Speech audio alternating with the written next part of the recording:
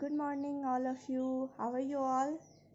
तो last class में हम लोगों ने पढ़ा था क्रॉप प्रोडक्शन के बारे में। तो ये आपका फर्स्ट चैप्टर है, जहाँ तक मैंने पढ़ा दिया था उसके बाद से स्टार्ट करते हैं। आई होप आप लोग को कोई प्रॉब्लम नहीं हुई हो, तो अगर प्रॉब्लम है तो आप लोग पूछ सकते हो। यहाँ नेक्स्ट टॉपिक है crop plant on the basis off season in which they grow. यानी कि हम लोगों ने इससे पहले पढ़ा था crop plant on the basis of products obtain, यानी कि हमें प्रोडक्ट क्या मिल रहा है, राइस मिल रहा है, ग्राम मिल रहा है, मस्टर्ड, कॉटन या जो मिल रहा है उसके हिसाब से हम लोगों ने बांटा था इसे। अब हम इसको किस हिसाब से बांटेंगे, सीज़न के हिसाब से कि वो कौन से सीज़न में ग्रो कर रहे हैं। तो two main crop season in our country, first rabi और दूसरा खरीफ। तो रबी क्रॉप किसे कहते हैं, these are grown in winter season. ये उगाया जाता है विंटर सीजन में, जनरली इन अक्टूबर या फिर नवंबर, एंड हार्वेस्टेड यानी उसको काटा कब जाता है, मार्च और अप्रैल में। Therefore they are called also called winter season crop. इसलिए इसे क्या कहते हैं, विंटर सीजन क्रॉप भी कहते हैं। रबी क्रॉप को विंटर सीजन क्रॉप भी बोलते हैं।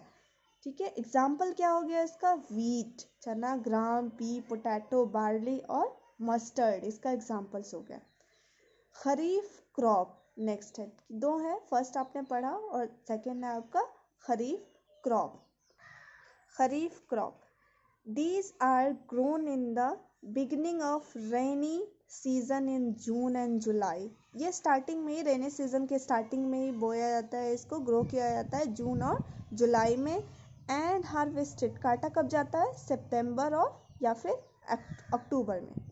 Therefore they are also called summer season crops. इसलिए इसको क्या बोलते हैं, समर सीजन क्रॉप्स बोलते हैं। खरीफ क्रॉप को क्या बोलते हैं, समर सीजन क्रॉप। इसमें एग्जाम्पल्स क्या आ गए आपका, राइस, पैडी धान को बोलते हैं, मेज, ग्राउंड नट, सोयाबीन, कॉटन, ज्वार और पल्सेस यानी दाल। इसमें भी दाल आ गया आपका।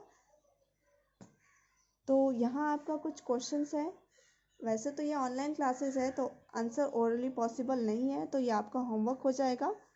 डिफाइन द फॉलोइंग, इसको डिफिनेशन देना है। एग्रीकल्चर क्रॉप प्रोड्यूस, खरीफ क्रॉप, रबी क्रॉप, इसको डिफाइन करना है आपको।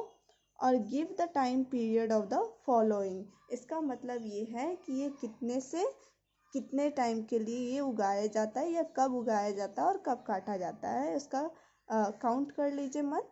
और वो हो गया उसका टाइम पीरियड।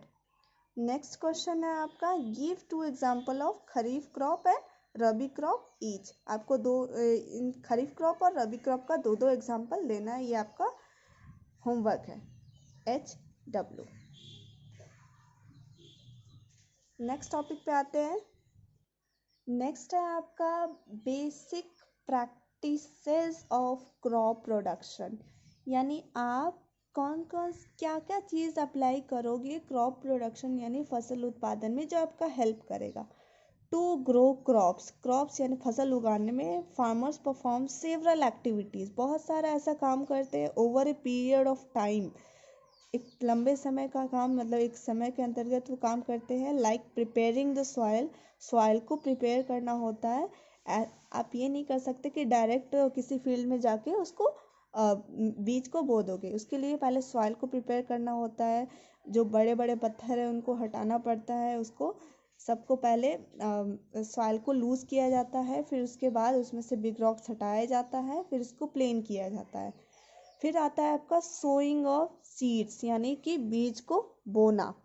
फिर आ गया वाटरिंग यानी कि पानी डालना, and field and providing watering the field and providing fertilisers, यानी कि पानी डालना फील्ड्स में, खेतों में। फिर उसके बाद प्रोवाइडिंग फर्टिलाइजर्स यानी कि आपको इसमें खाद डालना।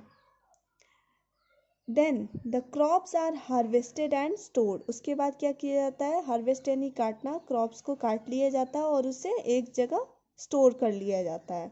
These activities are called agricultural practices, इसे ही बोलते हैं खेती का प्रैक्टिस, यानी कि जो स्टेप बाय स्टेप आप जो इसका काम कर रहे हो।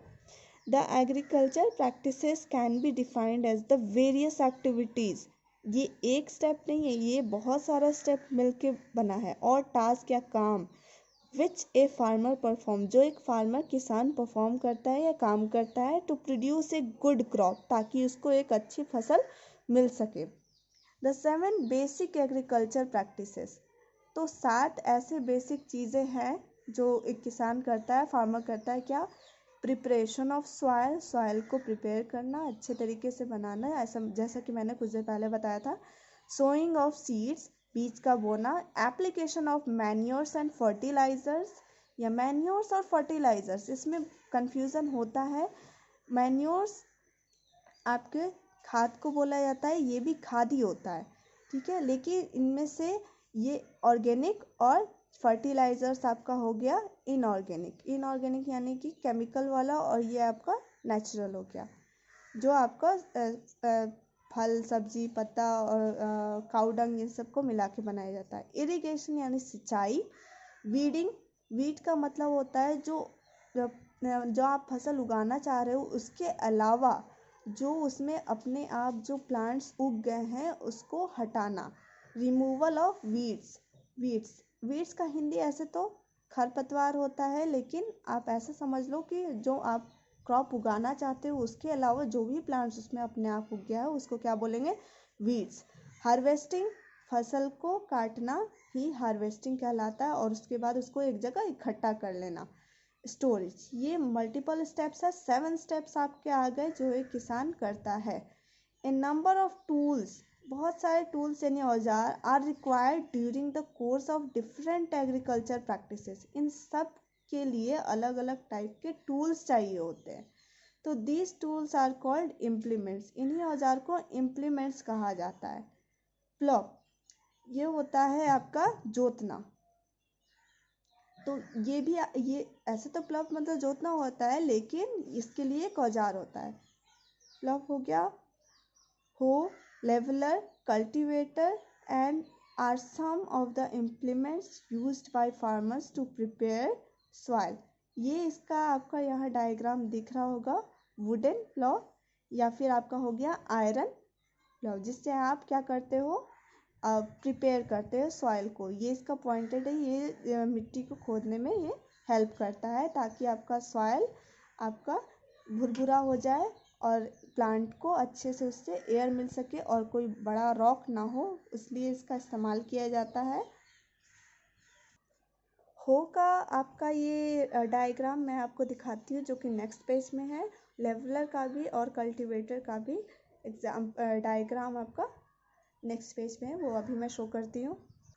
ये रहा आपका नेक्स्ट पेज में दिया हुआ है। ये हो जिससे आप ये गड्ढा करते हो, जिससे आप इसमें सीड डाल सको।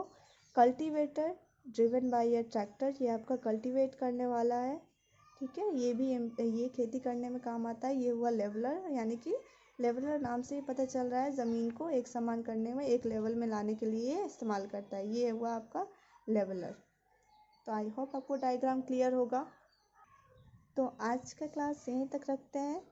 तो ये सब जो टूल्स थे वो इस्तेमाल किए जाते हैं प्रिपरेशन ऑफ सॉइल में। तो आपका स्टार्ट होगा यहाँ से नेक्स्ट वीडियो में प्रिपरेशन ऑफ सॉइल, ये आपका यहाँ तक हो गया, और आपको ये होमवर्क करके आना है नेक्स्ट वीडियो में।